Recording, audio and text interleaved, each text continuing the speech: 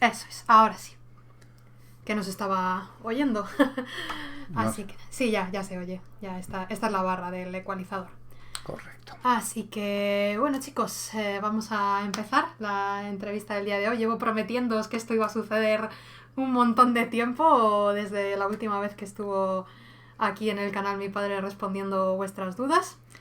Así que nada, bueno, presentación formal. Él pues es psiquiatra, es doctor en psiquiatría y lleva cerca de casi 30 y muchos años, 37, 38 como menos en la fíjate, brecha. casi 40 años ejerciendo la profesión de psiquiatría.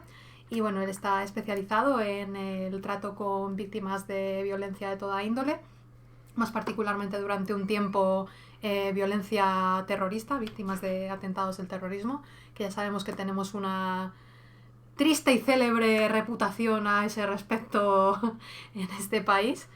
Así que bueno, no sé si quieres presentarte, decir algo al respecto.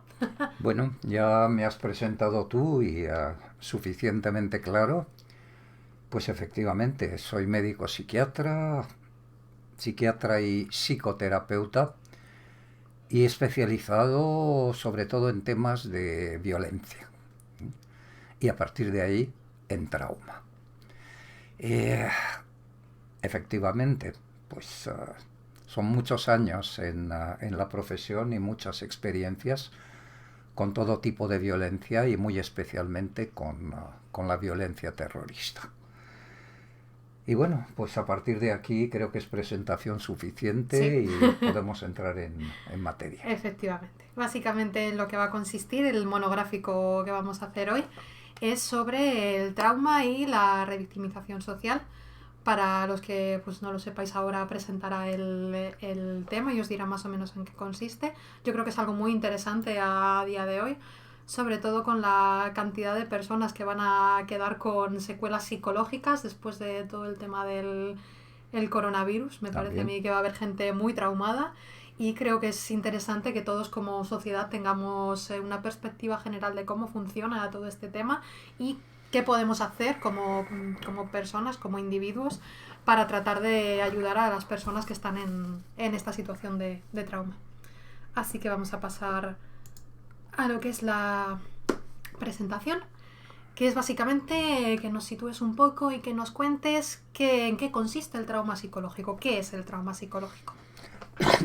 Bueno, pues en primer lugar hablar de trauma psicológico supone básicamente hacer una redundancia, porque todo trauma es psicológico. Cuando se trata de una agresión, de una lesión física, hablamos más bien de traumatismo. Se dice un traumatismo cráneoencefálico, por ejemplo, pero en cuanto se habla de algo mental, de algo psicológico, ya hablamos de trauma. Uh-huh. Por consiguiente, bueno, los traumas serían en cierto modo heridas psicológicas. Los efectos, en definitiva, de una agresión o de algo percibido como una agresión por el psiquismo de la víctima. Hay tres características fundamentales que caracterizan un trauma. Primera diapositiva. Sí, que es esta de aquí. Aquí están las características del trauma. En primer lugar, es de naturaleza emocional. Fijaros que no digo exactamente psíquico, digo emocional. En definitiva, tiene que ver con los sentimientos, con sentimientos negativos. Los sentimientos negativos pueden ser el miedo, el dolor moral, la ira, la vergüenza, el sentimiento de humillación. En definitiva, cualquier cosa que pueda producir un malestar emocional.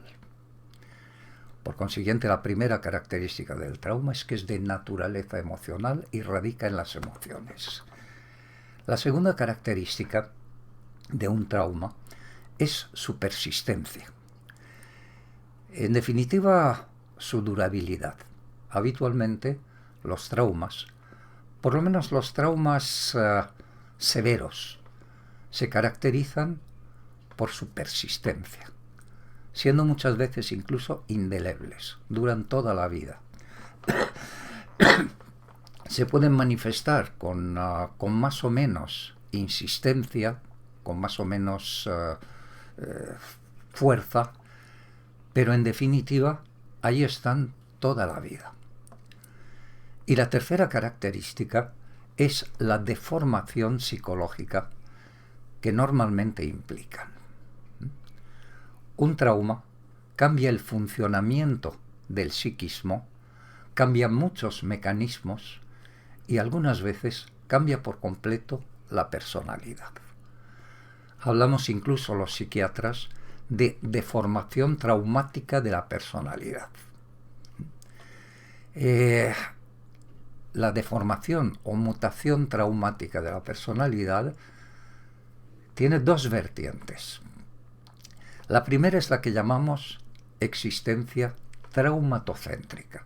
En definitiva, existencia que ya gira y gravita toda ella en torno a la vivencia del trauma. La segunda diapositiva, ¿no? Segunda diapositiva. Pues aquí está lo que denominamos existencia traumatocéntrica. Es una existencia, una vida, en la que el trauma pasa a ocupar el primer plano de la vida psíquica. En definitiva, todos los pensamientos, todos los momentos de la vida del sujeto giran en torno a ese trauma, que se transforma en lo que de alguna manera es la propia vida. Los sujetos están pegados a su trauma, no consiguen pensar en otra cosa y siempre se produce un regreso compulsivo al trauma. Por ejemplo, alguien que haya sufrido un atentado terrorista, ya prácticamente cuando lee un periódico solo se centra en las noticias que tienen que ver con terrorismo, que tienen que ver con atentados. Hay por consiguiente un regreso compulsivo al tema. Pero eso es un regreso voluntario, es un regreso... Es decir, lo que nos ha pasado ahora a todos, ¿no? Con el tema del coronavirus, la obsesión por buscar noticias acerca del tema y tal, ¿es algo que es voluntario o es autoinducido? No, se transforma en algo completamente automático. Y no es que el sujeto tenga intención de, pero realmente es que su mente se siente atraída como la limadura de hierro por un imán, por todo lo que tenga que ver con ese tema.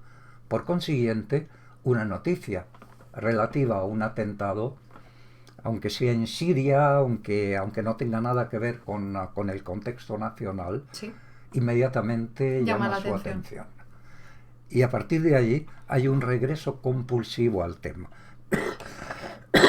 O cuando en el discurso de un político hay alguna alusión, alguna referencia, aunque sea remota, una persona que haya tenido, por ejemplo, un atentado de ETA, en cuanto oye la palabra vasco, inmediatamente se le va la cabeza al tema. Entiendo. Algunas veces, curiosamente, resulta lo contrario. Algunas veces lo que hace el sujeto, eso sí, de una manera completamente voluntaria y consciente, es intentar precisamente eludir cualquier tema que tenga que ver con su obsesión. Eso sucede especialmente cuando hay algo que ya explicaremos un poco más adelante, que es una enfermedad y que se llama síndrome de estrés postraumático. En ese caso, muchas veces los individuos tienen espontáneamente escenas o secuencias que se les vienen a la imaginación y que son inducidas por cualquier estímulo relacionado. Entiendo. Tanto sufrimiento les producen estas secuencias o estas escenas que reviven, que se ven obligados a evitar todas las circunstancias o todos los temas que puedan otra vez volver a conectarlos con esos recuerdos. Entiendo. Y finalmente, hay lo que llamamos aquí una resignificación del mundo y una reordenación de todos los criterios y valores. Por ejemplo, alguien que haya sufrido un atentado ya no ve la política de la misma manera y cataloga o divide a los políticos entre aquellos que tienen una firme oposición al terrorismo y aquellos otros que a lo mejor pueden tener una actitud más conciliadora o más templada. Y así con los políticos, con las instituciones, con los periódicos, con los medios de comunicación, pero reordenan todo su mundo alrededor del trauma. Efectivamente. Entonces, en definitiva, es como si el mundo les cambiara y los situara en una perspectiva en la que ven el mundo entero a su alrededor a través de las gafas del trauma. Esto es lo que se llama una existencia traumatocéntrica. Entiendo. Y a continuación pasamos otra diapositiva. Perdón, esta no es la siguiente. Sí. Esta es la identidad de víctima. La identidad de víctima. Eso es.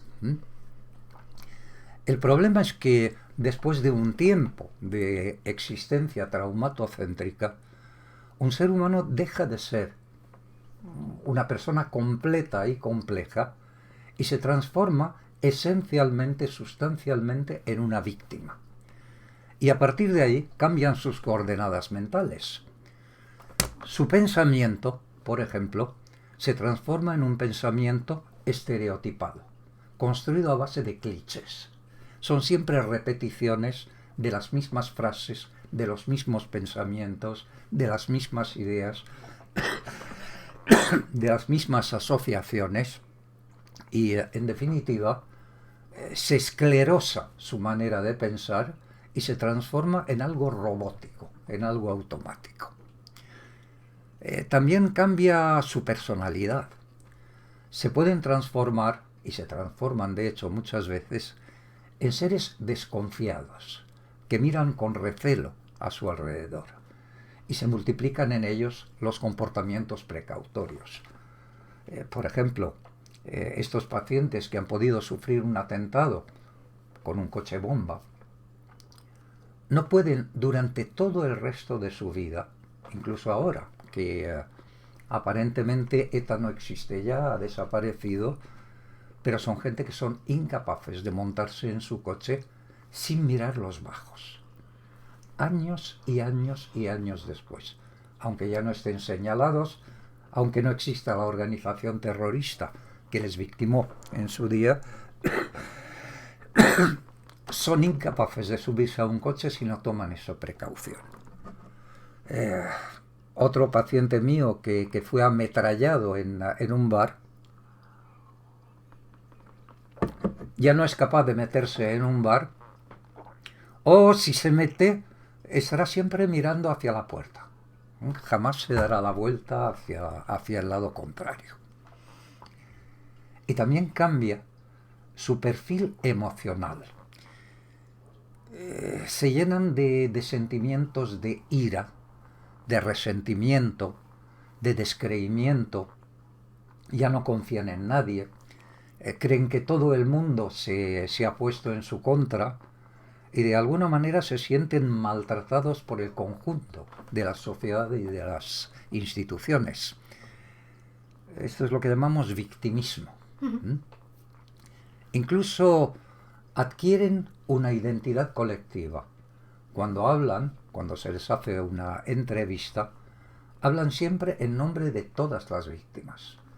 Nosotros, las víctimas, pensamos tal, pensamos cual, sentimos esto, aspiramos a lo otro.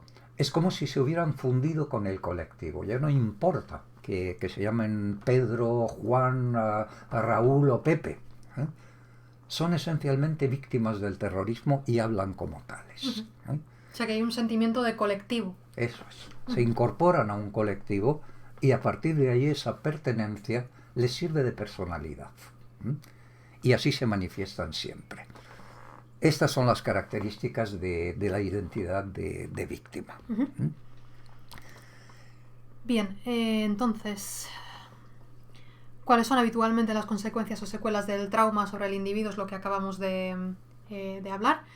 Y aparte de estas situaciones abrumadoras, ¿no?, que podemos entender, ¿no? Un atentado terrorista es algo como muy, muy violento y muy súbito, algo que pues da la vuelta completamente a todo tu universo, a toda tu manera de ver el mundo, que podemos entender que son situaciones muy abrumadoras, ¿no?, y que es lógico que te cambien de manera profunda. Puede haber otras causas como más leves, ¿no?, menores o no tan abrumadoras, que puedan llegar a llevar a una persona a tener a vivir una situación de trauma semejante. Sí, indudablemente. Indudablemente las hay. Pero creo que me has hecho dos preguntas. De todas preguntas. En una. Sí. La primera es, ¿cuáles son los efectos o cuáles son las secuelas? Sí. Pues evidentemente depende de la intensidad del trauma. Cuando se trata de un trauma puntual, la secuela habitual es que deje una serie de miedos. Por ejemplo, si en un momento determinado te ha mordido o por lo menos te ha gruñido, te ha atacado un perro, lo lógico es que te quede un miedo a los perros. Y a partir de ahí, una precaución, un rechazo, un alejarse de, que puede llegar incluso a constituir una fobia. Entonces, en grado relativamente leve, diríamos que esos miedos o esas fobias serían la consecuencia de haber sufrido un trauma un poquito más grande o un poquito más pequeño. En cambio, cuando se trata de un trauma masivo, de un trauma abrumador, puede invadir por completo la personalidad del sujeto y no solo dejar una secuela fóbica o unos pequeños miedos, sino un auténtico trastorno global de la personalidad que llega a tener el grado de una auténtica enfermedad mental. Claro, porque una persona que le tiene miedo a los perros porque un perro lo mordió en su momento, en el momento en el que se cruce con un perro por la calle, pues se apartará o lo vigilará, lo mirará así de reojo, pero no toda su vida girará en torno al miedo que le tiene a los perros. Efectivamente, efectivamente. Correcto. Entonces, en tal caso, no habrá afectado el conjunto de su personalidad y se habrá quedado segregado, se habrá quedado aislado como un pequeño islote dentro de su mente en el que solo si se produce una experiencia o una nueva asociación que toque su miedo a los perros, pues podrá vivir como una persona perfectamente normal. Pero si el trauma ha llegado a ese punto en el que rompe todas las defensas psíquicas y a partir de ahí se derrumba el equilibrio global del psiquismo, estaremos en un supuesto de estrés postraumático. Ponme la siguiente diapositiva. La de epígrafes sintomáticos. Sí. Esto del estrés postraumático. El estrés postraumático es un síndrome que se conoce desde hace mucho tiempo, aunque no con este nombre. De hecho, antes de existir el terrorismo, pues han existido de siempre las guerras. Y con las guerras, evidentemente, unas experiencias traumáticas abrumadoras y masivas.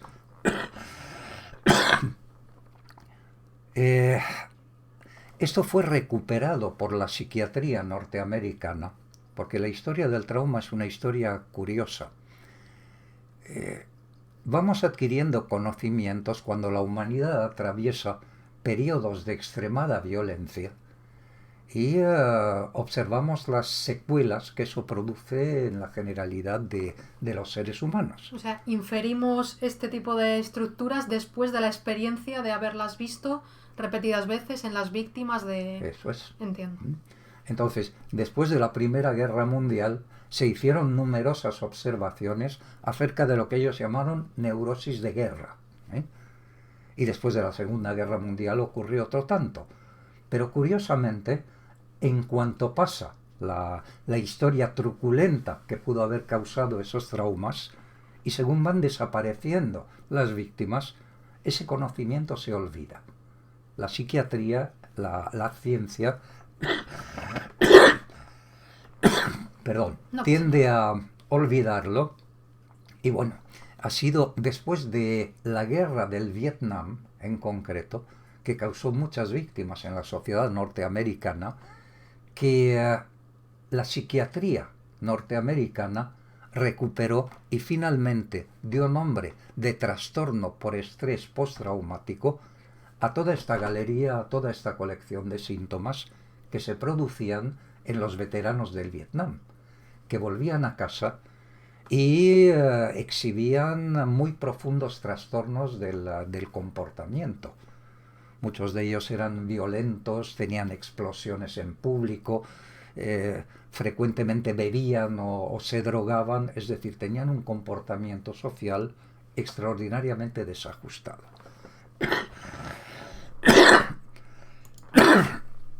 De hecho, fue la Asociación Norteamericana de Veteranos del Vietnam la que se dirigió a la psiquiatría y pidió que estudiaran sus casos e intentaran sistematizarlos para ver de qué manera podían ayudarlos. Y de ahí nació y se incorporó a la clasificación norteamericana de enfermedades mentales este trastorno por estrés postraumático.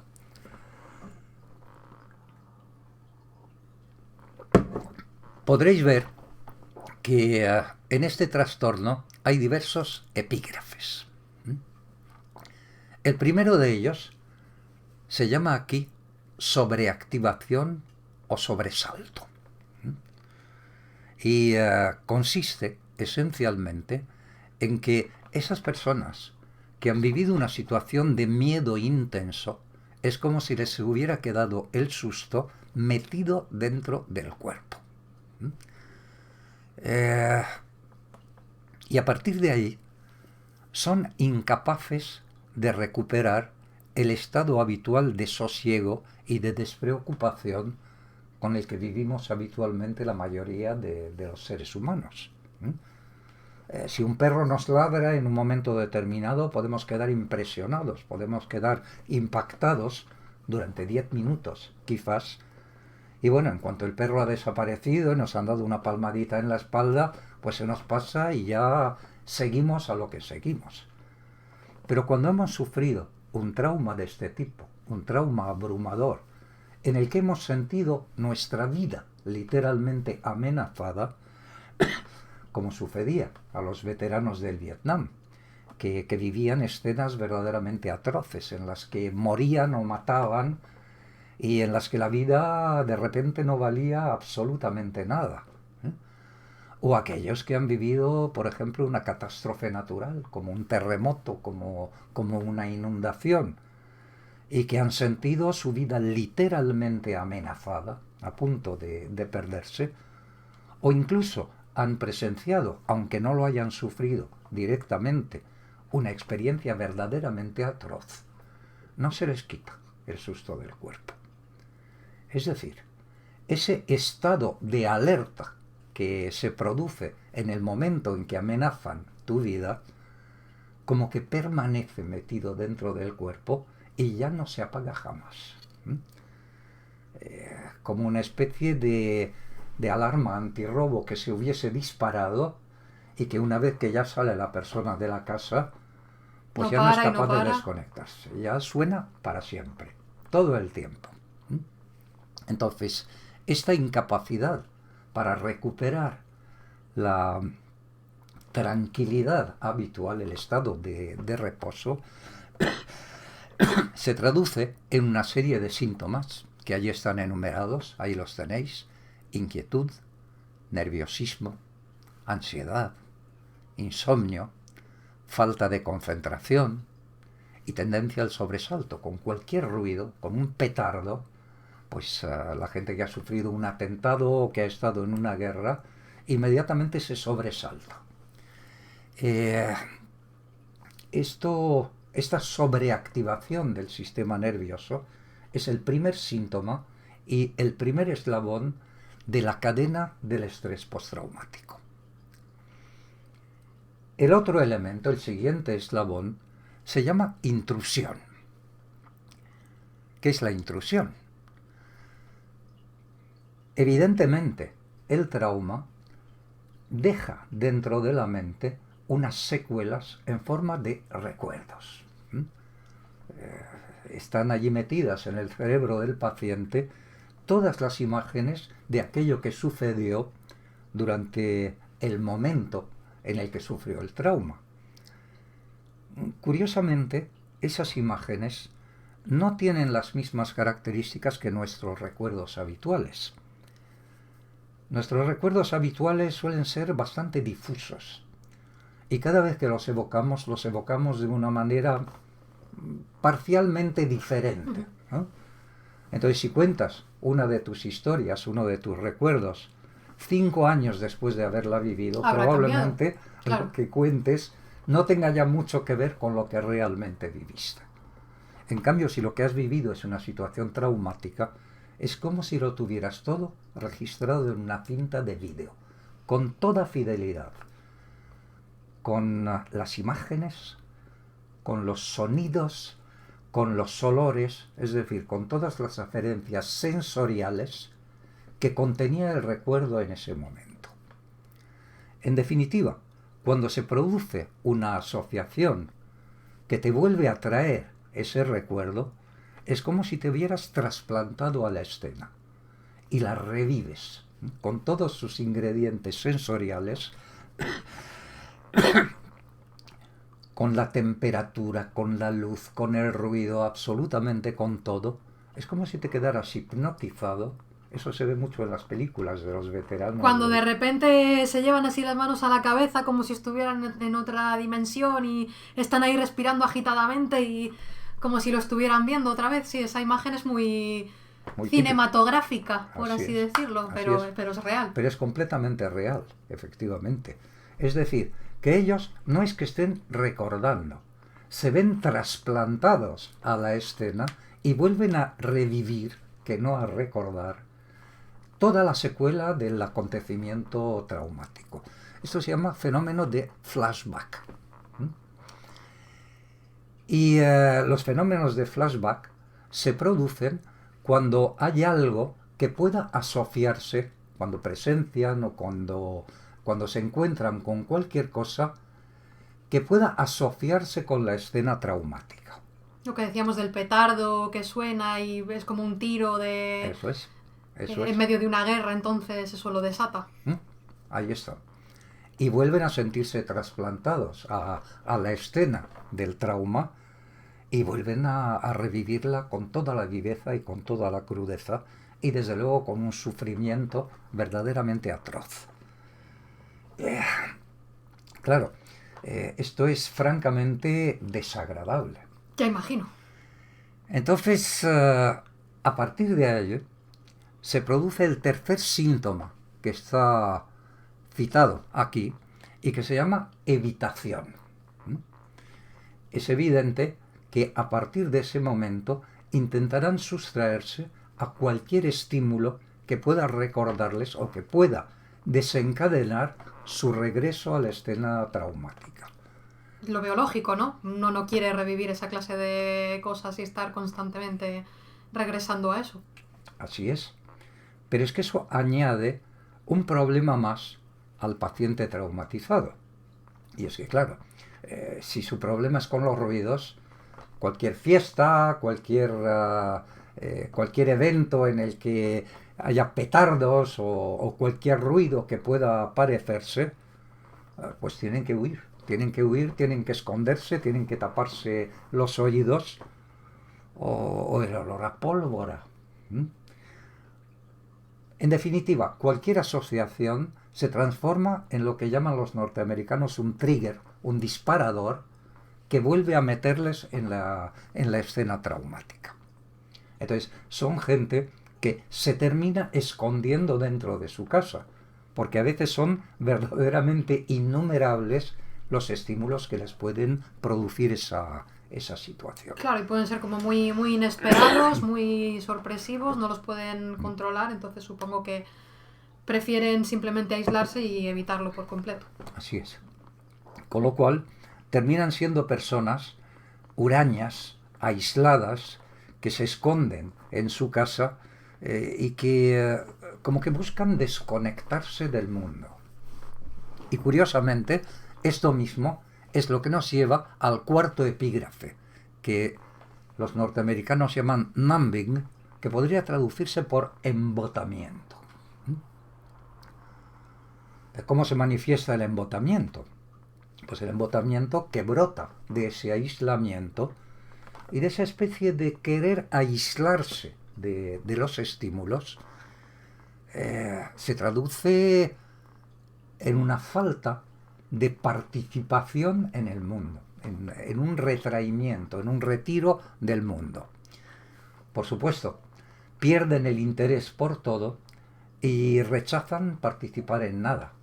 No les verás metidos en una fiesta, ni en una celebración familiar. Siempre preferirán aislarse. Darán continuamente una sensación de desapego de todo, de falta de interés por todo, en definitiva de enajenación. Y finalmente, ese cierre dentro de sí mismos produce una situación de restricción de la vida afectiva. Ya no se relacionan ni con sus familiares. No tienen manifestación alguna de afecto, de cariño hacia los suyos. Básicamente están aislados y rumiando en continuo, existencia traumatocéntrica, aquello que comentábamos anteriormente, y sus sentimientos son siempre de pesimismo, negatividad y desesperanza. Es extraño, ¿no? Porque uno esperaría que una persona que ha tenido un trauma como este lo que haga sea refugiarse en sus familiares, seres queridos, o intente buscarlos de una manera más habitual, o que intente acercarse a ellos. Es muy sorprendente, ¿no? Saber que es una característica común en ellos. Es una característica común. Bien es verdad que en los síndromes más leves, y que todavía no han hecho esa especie de capsulación, esa especie de cierre dentro de sí mismos, pueden tener el comportamiento contrario, ¿no? Y pedir auxilio y protección y querer ser arropados por sus familiares. Pero a partir del momento en que han hecho esta capsulación, ya ni siquiera eso les vale. Estamos en plena enfermedad, estamos en pleno síndrome de estrés postraumático, y ahí verdaderamente lo único que consigue auxiliarles es una asistencia médica y psicológica verdaderamente centrada y eficaz. Entiendo. Sí. Sí, te tenía que preguntar. ¿Me habías hecho otra pregunta, creo recordar?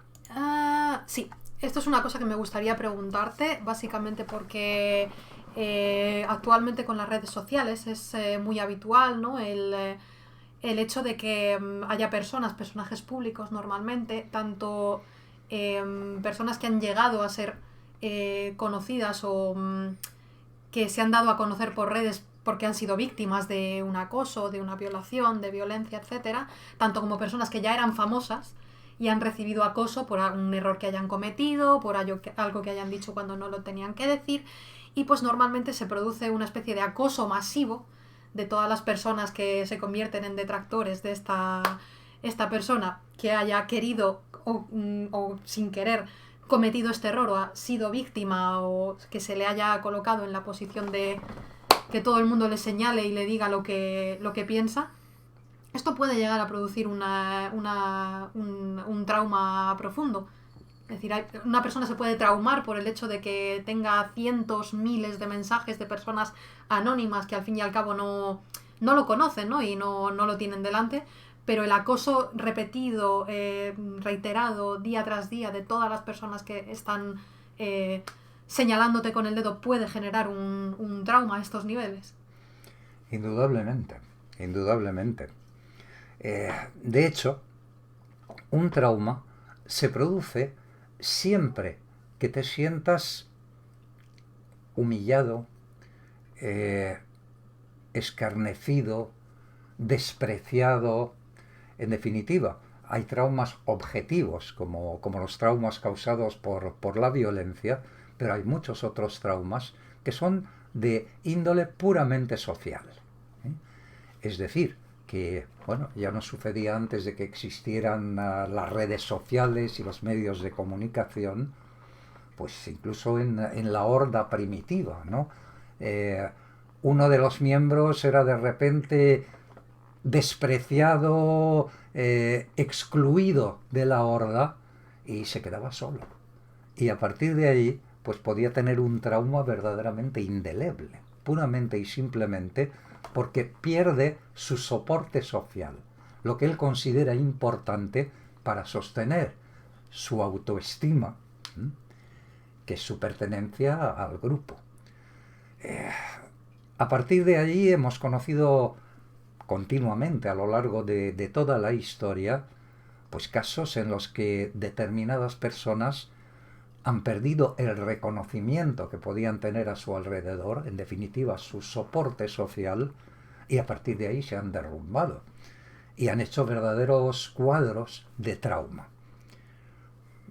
En la actualidad, pues mucha gente se sostiene en el mundo virtual. Tienen su trabajo, sí. Entonces su mundo, su circunmundo, su comundo, pues es un mundo virtual. Y si se derrumba a su alrededor o reciben una agresión en ese mundo, pueden perfectamente hacer un cuadro de trauma.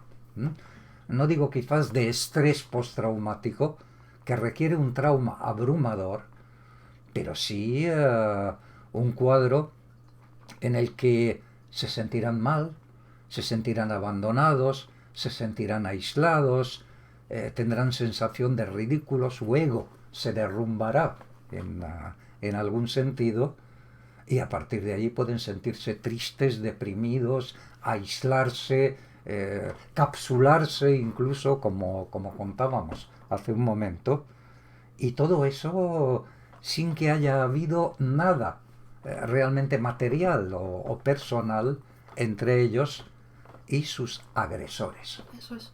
Básicamente porque tenemos el concepto, sobre todo las personas jóvenes, ¿no? Que hemos crecido con las redes sociales, los millennials, la generación X, estos que tenemos ahora pues edad de estar interactuando todo el rato por las redes sociales, tenemos la idea como que es algo que es neutro, ¿no? Como es anónimo.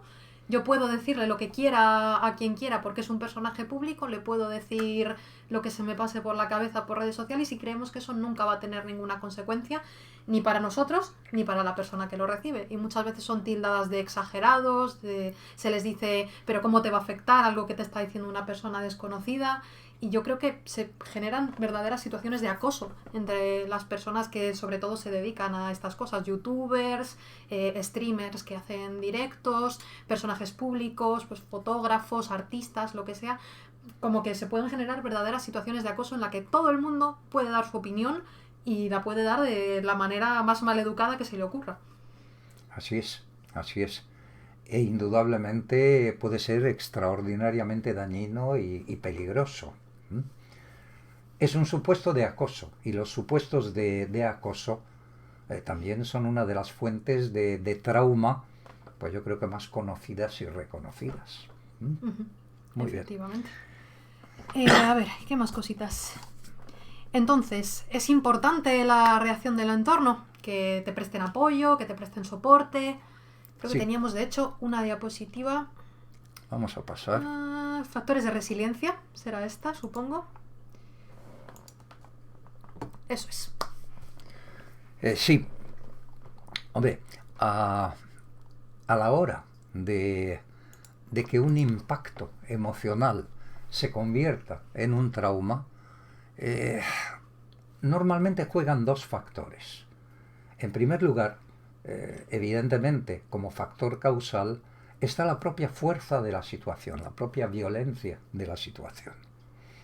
Evidentemente no es lo mismo que simplemente te insulte un desconocido por la calle que te peguen un par de bofetadas, además que te las peguen delante de tus seres queridos, que te humillen.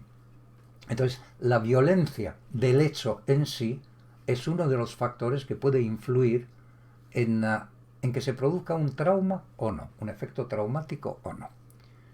Y el otro factor es la resistencia o la resiliencia del propio sujeto. ¿Cómo actúa la resiliencia? ¿O qué ingredientes tiene? ¿Qué componentes tiene? Porque de hecho hay personas más fácilmente traumatizables, más vulnerables al trauma, y otras que lo son mucho menos. Aquí están los factores. Una personalidad equilibrada, madura, bien estructurada, evidentemente resultará menos frágil ante los traumas que una personalidad inmadura, una personalidad infantil, una personalidad con un ego frágil, una personalidad vanidosa o narcisista. Es obvio, ¿no? Otro factor podría ser la valentía, ¿no? Hay personas más o menos valientes, capaces, por consiguiente, de encararse, de enfrentarse, de resistir, o personas que se acobardan. Y a partir de ahí no son capaces de reaccionar, se desmoronan. Un factor importante es la extroversión y la capacidad de comunicación. Una persona que se cierra en sí misma y que no es capaz de exteriorizar su dolor, su malestar, su vergüenza, como que de alguna manera se cuece en su propio jugo, y a partir de ahí tiende a ser mucho más vulnerable a los traumas. En cambio, una persona que se manifiesta, una persona que viene a ti y te lo cuenta, una persona que se desahoga, una persona que lo maldice, en definitiva, como que puede evacuar esa parte de negatividad que se le ha quedado metida dentro y liberarse en parte de ella. Si no es capaz de hacerlo así, si es tímida, si es introvertida, si es vergonzosa, se quedará con ello dentro y a partir de ahí es mucho más susceptible de tener un trauma.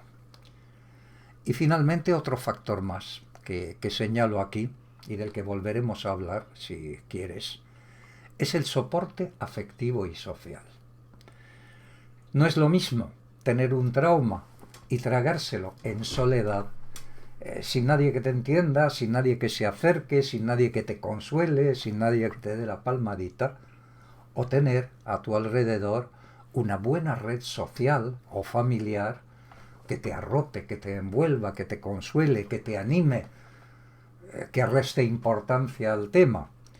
Si tenemos ese soporte, probablemente atravesaremos el trauma de una manera mucho más fácil, pero si carecemos de él, sucumbiremos con mucha más facilidad.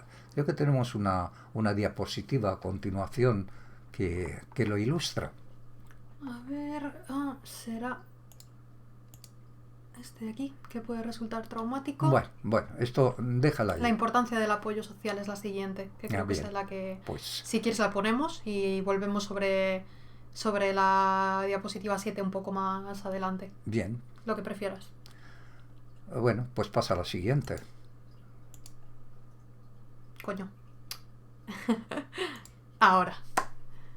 Sí.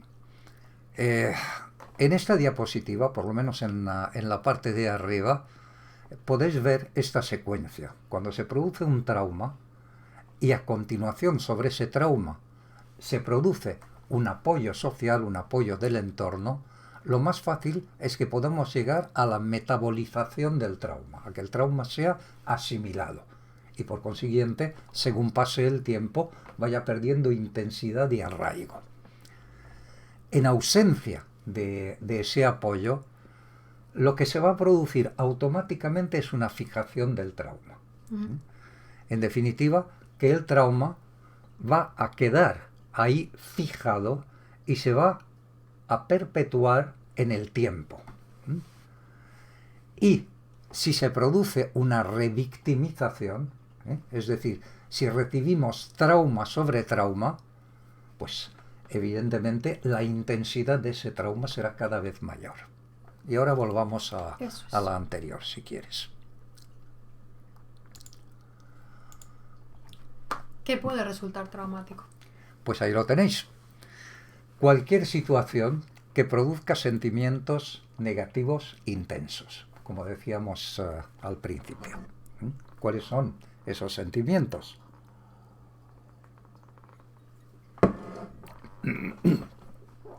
En muy primer lugar, los sentimientos que tienen que ver con el miedo, con las agresiones. Todo aquello que nos produce miedo, terror, incluso horror. Una escena sangrienta es susceptible de causarnos un trauma y de causarnos un trauma perdurable, indeleble. También pueden ser traumáticas las situaciones que nos producen ira, que nos producen rabia. Perdón.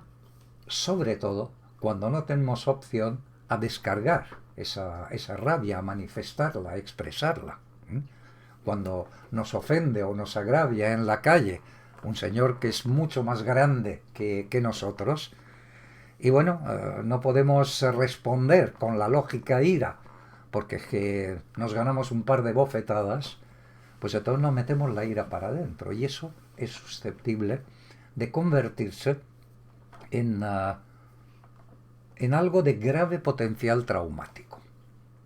También nos produce trauma todo aquello que nos avergüenza, la humillación, el ridículo, el escarnio público. El ser ridiculizados es una de las fuentes de trauma de toda la vida.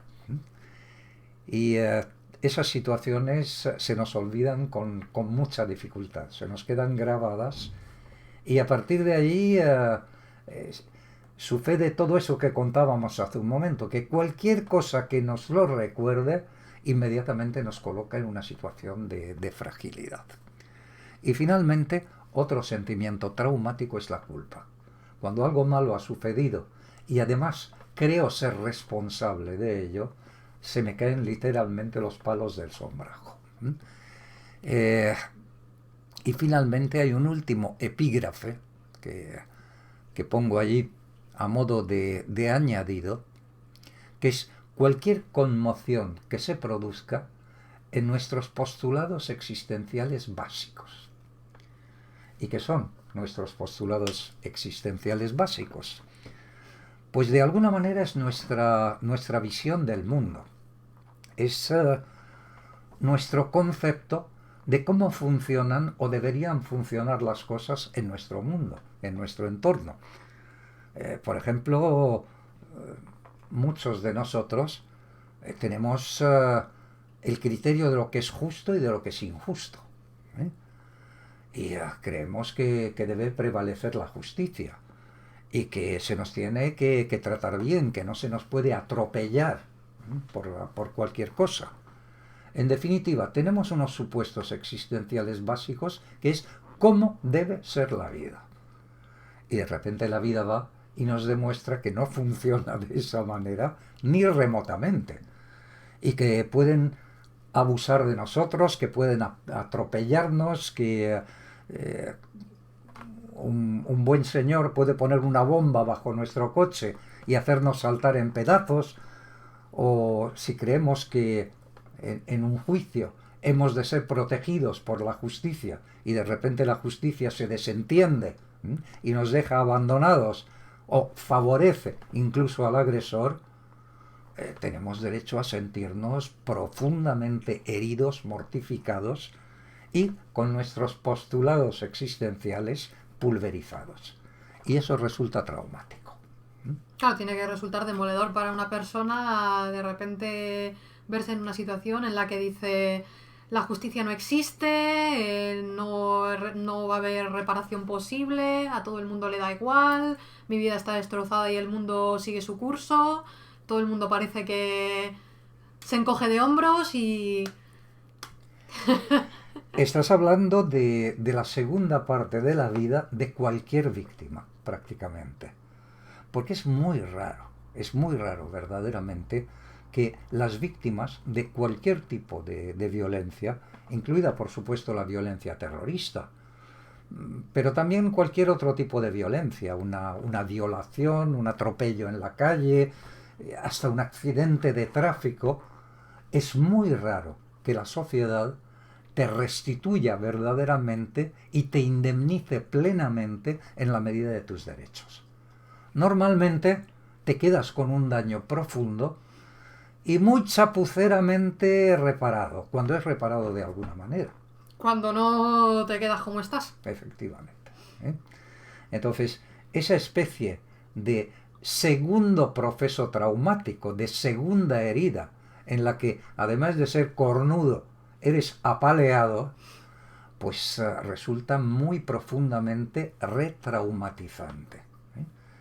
Y por consiguiente a todo traumatizado en algún momento de su vida le suele corresponder ser retraumatizado, ya no por su agresor, sino por el conjunto de la sociedad. Hablábamos en el título de nuestra conferencia de trauma primario y secundario. El trauma secundario es eso. Pasa a la siguiente, si quieres. Es la realidad institucional, pero creo que corresponde... No. A ver. A ver, espera. Es lo de abordar el concepto de victimización secundaria, que es esto que estábamos hablando, pero está formulado como pregunta. No está formulado como diapositiva, que es la sexta, me parece. Es este de aquí. No sé si me he saltado yo la diapositiva y no la he hecho, o... Disculpadme, que esto... Agotamiento, factores de resiliencia, que puede resultar traumático. Bueno. Lo que me he olvidado es de la línea esta, de aquí, que me dijiste que había en la siguiente página. Ah, bueno. Creo. Bueno. De eso es de lo que me he olvidado. Vale. Los factores de revictimización podemos ver que es la realidad institucional. Bien. Pues ya que nos hemos metido en el tema, yo creo que podemos seguir por allí. Sí, sin problema.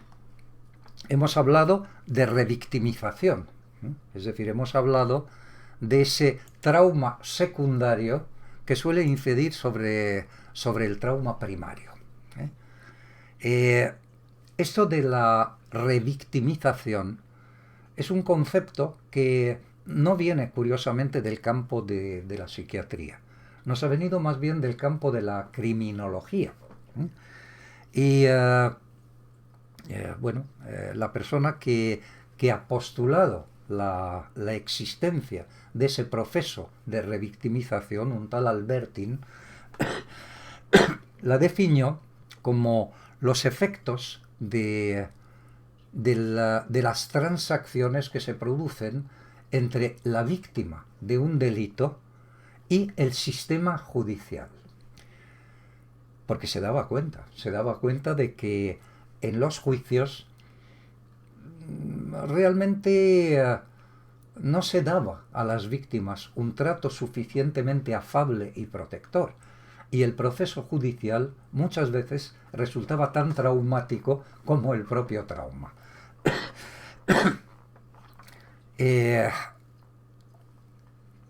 Luego después, posteriormente, se ha ampliado un poco ese concepto y ya no se trata únicamente de las transacciones entre la víctima y el sistema judicial, sino entre la víctima y toda la realidad institucional.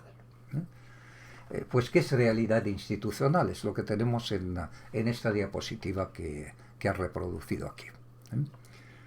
En primer lugar, cuando alguien es víctima de un delito, hay una serie de actuaciones policiales, en muy primer lugar. ¿Podemos interrumpir un momento para...? ¿Tienes agua ahí si quieres? Mi garrafa de 2 litros. Vaya. Señora garrafa. Se supone que me la tengo que beber entera todos los días, pero no suele ser así. Hoy me beberé una parte. Me parece bien. La puedes dejar abierta si quieres, no pasa nada.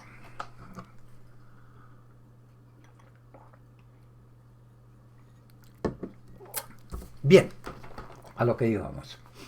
Lo primero que se produce es una serie de actuaciones policiales. Viene la policía a tu casa y te hacen preguntas.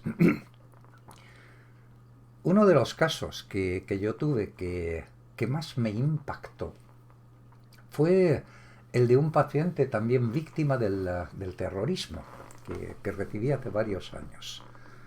Bueno, pues resulta que sufrió un atentado terrorista, ametrallaron sus ventanas, un comando de ETA, y aquello fue, como podréis imaginaros, algo francamente desagradable. Desagradable. Lo más desagradable, curiosamente, llegó a continuación, cuando subió la policía, la Ertzaintza, a su domicilio y empezaron a interrogarle de una manera tan desconsiderada y brutal que parecía que había sido él el culpable del atentado. ¿Qué has hecho? ¿Qué sabes? Pero de una manera tan violenta, tan desconsiderada, a un hombre que ya estaba suficientemente chocado, ¿no?, por la experiencia de que dispararan contra sus ventanas. Curiosamente, lo que más le traumatizó fue la intervención policial. Y cuando tenía flashbacks, imágenes intrusivas, pesadillas en sus sueños, soñaba con la intervención policial y no con el propio atentado. Muy fuerte, me parece, sinceramente. Y hubo que tratarle de eso, de la intervención policial. Pues ahí tenéis un caso de revictimización o de victimización secundaria por una intervención policial estúpida y desconsiderada. O sea, a consecuencia de que esas personas que intervinieron en ese momento, esos policías, no tengan esa clase de formación, que no tengan ni puñetera idea de cómo se debe proceder cuando se trata con una víctima que ha sufrido ese tipo de violencia.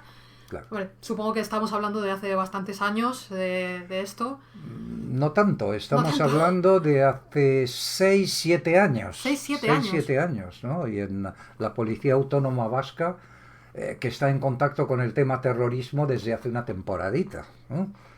Pero bueno. Que no queremos decir que todos los policías sean así, ni mucho menos, pero... No, obviamente, estos debían de ser especialmente brutos o ignorantes, pero el caso es que montaron un desaguisado incluso peor que el que habían montado los terroristas. Bueno, pero pasan más cosas, normalmente. Después de la intervención policial, lo normal es que haya un proceso judicial. Que son maravillosos los procesos judiciales, por cierto. Podéis estar seguros. De largos, de tediosos, de la burocracia, lo largos que se hacen en el tiempo. Son una maravilla. Eso se llama tortura procedimental. Fíjate. Otro tema es que en un juicio quien tiene la carga de la prueba es la víctima. Eso es.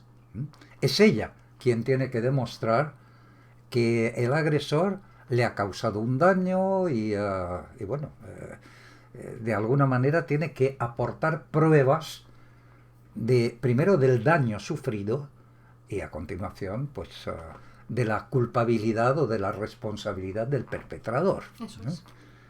Y muchas veces esta carga de la prueba es verdaderamente una carga insoportable para el propio sujeto. Imaginaros, por ejemplo, en un juicio por una violación, ¿a qué está sometida una muchacha joven que ha sufrido una violación en un portal y que tiene que contar con pelos y señales en público lo que le han hecho y lo que le han dejado de hacer?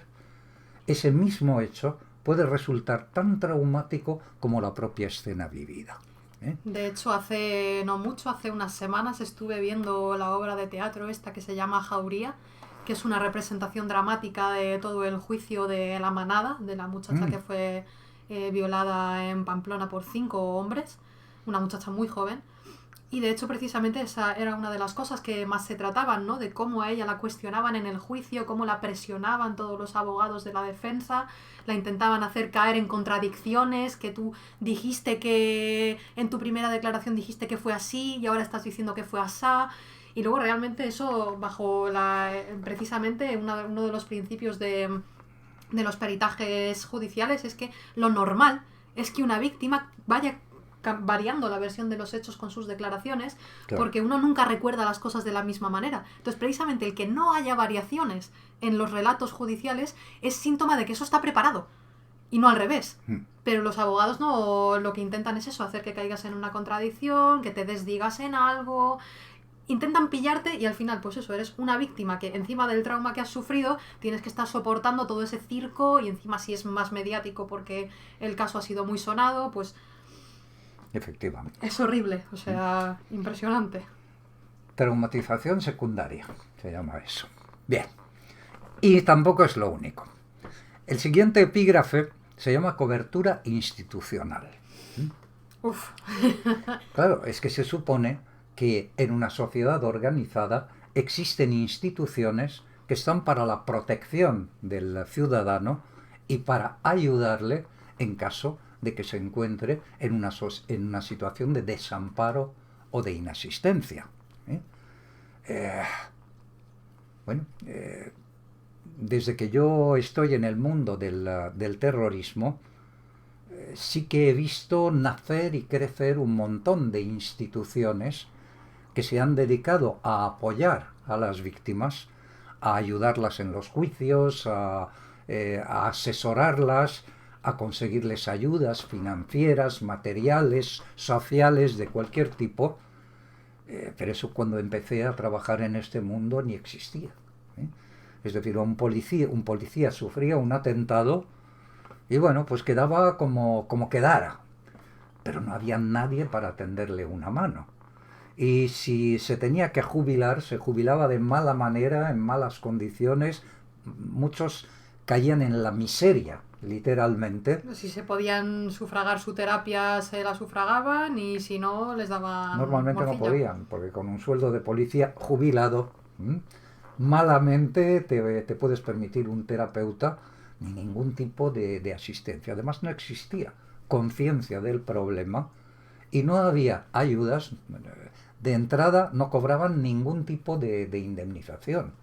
Y si tenían que dejar de trabajar, su sueldo quedaba reducido a la mitad, al 50%, al 60%, y con eso tenían que seguir tirando de sus familias y sus familias de ellos, sobre todo. Y bueno, afortunadamente poco a poco han ido naciendo instituciones que se han dedicado a cubrir, a proteger un poco, a proporcionar ayudas. Hoy en día una víctima del terrorismo tiene una indemnización normalmente y tiene ayudas. Los hijos tienen ayudas a los estudios.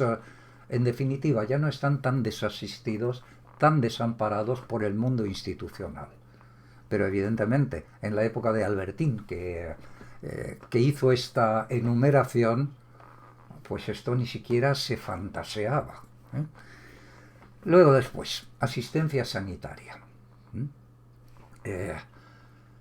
Cuando los atentados del 11M, aquí, en los hospitales públicos de Madrid, se habilitaron unidades expresamente concebidas y construidas para ayudar a las víctimas, tanto en la vertiente física como en la vertiente de apoyo psicológico inmediato.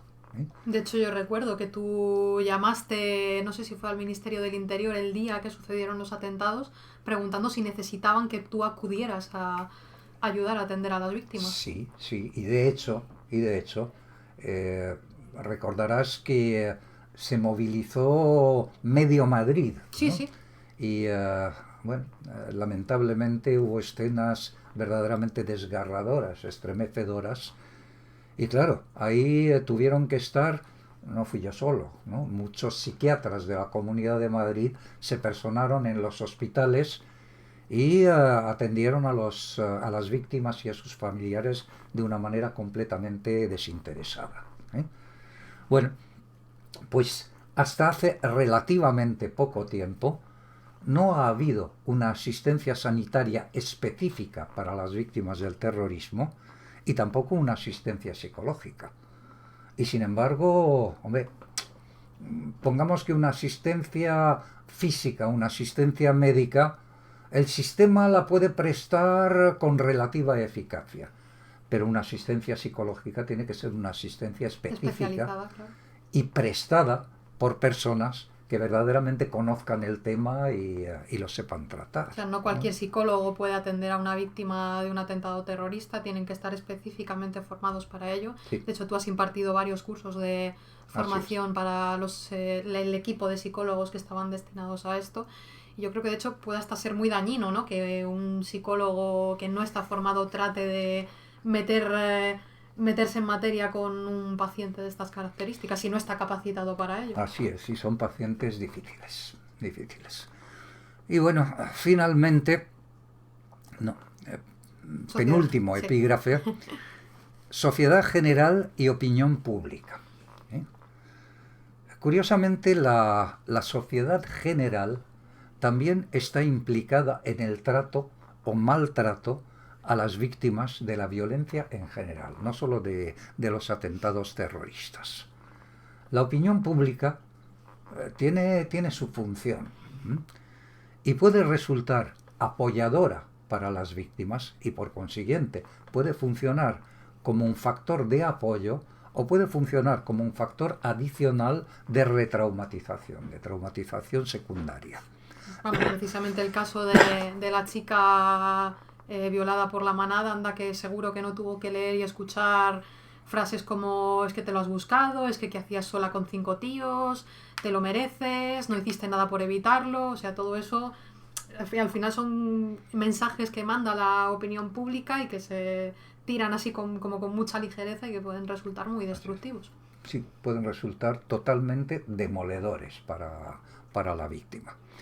Y bueno, también en el caso del terrorismo, pues en realidad gente proeta, sobre todo en el País Vasco, hay unos cuantos.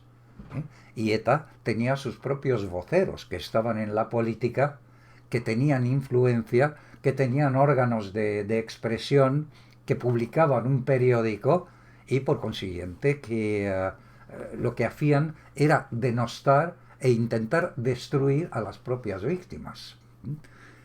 Y todo eso también influye y también cuenta. Las víctimas, en general, necesitan sentirse respaldados no solo por su familia, no solo por su entorno inmediato, sino también por la sociedad global.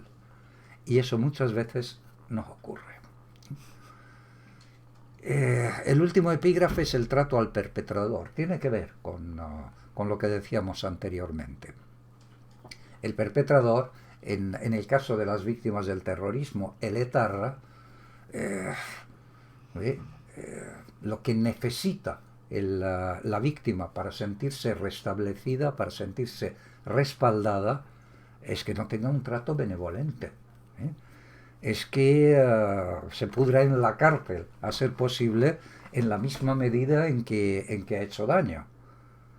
No os podéis imaginar cuánto daño hace a las víctimas del terrorismo que muchos etarras con delitos de sangre pues paguen a razón de 2 años por víctima mortal que han producido y acaben en la calle y sobre todo, pues tengan inmediatamente un tercer grado, resulten liberados. Beneficios penitenciarios. Efectivamente. Y cuando vuelven a su pueblo, a su tierra, son tratados como héroes. Eso hace un daño verdaderamente terrible. Y bueno, pues estos son los supuestos de victimización secundaria que pueden producirse. Son unos pocos. Y al final los trabajadores sanitarios que trabajamos con víctimas de la violencia de todo tipo, al final terminamos atendiendo mucho más a víctimas de victimizaciones secundarias que de los propios traumas, extrañamente. Bueno, extrañamente. Tal como somos los seres humanos, tampoco puedo decir que me extrañe ni me sorprenda, Y de hecho no fue hace mucho, ¿no? El tema de la doctrina Parot, esta tan famosa que escuchamos por todos los medios de comunicación, que básicamente consistió en que lo que se hizo fue, en vez de modificar el Código Penal, que es lo que hay que hacer en estos casos para agravar las penas de cárcel o poner penas específicas para los delitos de terrorismo, que son considerados delitos mucho más graves, mucho más truculentos, en vez de hacerlo de esa manera, lo que se hizo fue poner un parche jurisprudencial. Es decir, un juez dijo, porque consideramos que estos delitos revisten una gravedad especial, las penas son de tanto tiempo, de tantos años, no se pueden obtener beneficios penitenciarios, lo que sea. Pero claro, un abogado, de hecho creo que fue catalán, se dio cuenta de que eso no se podía hacer así. Tú a una persona no la puedes... El sistema europeo no funciona así. Tú a una persona no la puedes condenar a razón de, aunque en el Código Penal pone esto, yo creo que esto es más grave, por lo cual lo calificamos así. Eso no se puede hacer. Entonces, hubo que deshacer un montón de sentencias y de encarcelamientos más prolongados de lo que se hubiera llevado a cabo con el Código Penal que se tenía. Y resultaron libres muchos terroristas, pero de un día para otro, de hecho. Los abogados empezaron a presentar recursos, y empezaron a salir libres un montón de personas que habían cometido atentados. Entonces imagínate la oleada de retraumatización y de indignación que eso produjo entre las víctimas. Así es. Me parece bastante ¿Tenemos horrible. alguna otra? Sí, básicamente, sabiendo todo esto, ¿qué podemos hacer? Como sociedad, como individuos, ¿qué es lo que está en nuestra mano hacer para tratar de que estas situaciones no que no se repitan, pero por lo menos intentar que sean lo menos, esto ya lo hemos visto, que sean lo menos dañinas posible para las víctimas de violencia? Bueno, pues en mi opinión, esto que tenéis delante. En primer lugar, conocer estos fenómenos, ser conscientes y conocer perfectamente pues esto que acabamos de explicar, ese fenómeno de victimización secundaria. Criminales, terroristas, violadores, los habrá siempre, lamentablemente, es una realidad que no podemos soslayar. Ahora bien, que nosotros mismos, el resto del cuerpo social, las instituciones, la policía, los ciudadanos, los periódicos, nos hagamos responsables de una revictimización, es lo que es verdaderamente inconcebible e intolerable. Por consiguiente, lo primero es hacerse consciente de que nosotros mismos podemos agravar el daño a las víctimas. Por consiguiente, lo primero es el conocimiento como herramienta para no incurrir en esos comportamientos. Y el conocimiento tiene que ser global por parte de los ciudadanos en general, pero muy específicamente por parte de todas esas instancias que hemos visto anteriormente que se hallaban implicadas. Todas las personas que intervienen a la hora de atender a una víctima, que han de estar formadas apropiadamente para ello. Y... Así es. Sí. Policías, jueces, abogados, periodistas deben recibir una formación específica para desarrollar dignamente sus profesiones que tenga en cuenta estos conocimientos. Y por parte de la ciudadanía en general, tenemos que tener una actitud hacia la violencia. Y tiene que ser de solidaridad sin fisuras para con las víctimas. Nunca mirar para otro lado. Y si tenemos que alzar la voz, alzarla en cuanto sea necesario. No me gusta nada eso que se ha llamado la equidistancia. ¿Sí? Se hablaba de equidistancia entre los etarras y sus víctimas. ¿Cómo se puede ser equidistante? Saber que la indiferencia hacia las víctimas mata, o por lo menos se le traumatiza. Y ser muy conscientes de que esa es nuestra responsabilidad. Y poco más. Y a la hora de lo que hablábamos, ya no en traumas tan grandes, ¿no? Como un atentado terrorista o una violación o cosas que son muy, muy, muy traumáticas para una persona, pero más enfocado al tema de las redes sociales y eso que hablábamos, que al final es el entorno en el que nos movemos las, las personas más jóvenes. Dejar un poco de lado, ¿no? El tema de tener el dedo tan flojo a la hora de señalar a una persona y darle tu opinión y ser tan, pues eso, Sin duda. de juicio tan fácil, ¿no? Y decirle, tú Así es. eres, o tú has hecho, o te lo mereces, o... Sí, así es. Dices tener el dedo más ligero. Me parece una metáfora muy adecuada, muy adecuada. En definitiva, muchas veces no nos damos cuenta de la responsabilidad que arrastran nuestros actos. Y en este caso, tanto en el caso de las redes sociales como en el caso de nuestros comportamientos sociales normales, podemos hacer mucho daño por pura inconsciencia. Entonces, tomemos conciencia, el trauma existe, la gente es frágil, ¿eh?